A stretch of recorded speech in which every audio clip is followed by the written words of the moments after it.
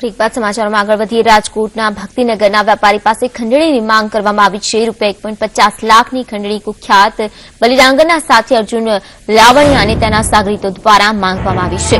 તો ખંડણીની ધમકી આપતા હોવાની ઘટના સીસીટીવી કેમેરામાં પણ કેદ થઈ છે।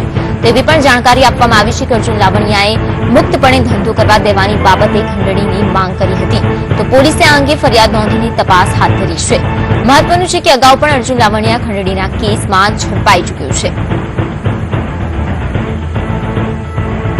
રાજકોટમાં વેપારી પાસે ખંડણીની માંગ કરવામાં આવી છે। સીસીટીવીમાં આ તમામ દ્રશ્યો છે ખંડણી માંગવાના તે કેદ થયા છે। ત્યારે પોલીસ દ્વારા હાલમાં તપાસ શરૂ કરવામાં આવી છે। તો કુખ્યાત બલિડાંગરના સાગરીતો દ્વારા આ કૃત્ય કરવામાં આવ્યું છે। પોલીસે ઘટના અંગે ફરિયાદ નોંધીને વધુ તપાસ હાથ ધરી છે। રાજકોટના ભક્તિનગરના વેપારી પાસે ખંડણીની માંગ કરવામાં આવી છે। તો અર્જુન લાવણિયા અને તેના સાગરીતોએ ₹1.50 લાખની ખંડણીની માંગ કરી છે। મુક્તપણે વેપાર ધંધા કરવા માટે આ ખંડણીની માંગ કરવા આવી હોવાની જે માહિતી છે તે પણ સામે આવી રહી છે।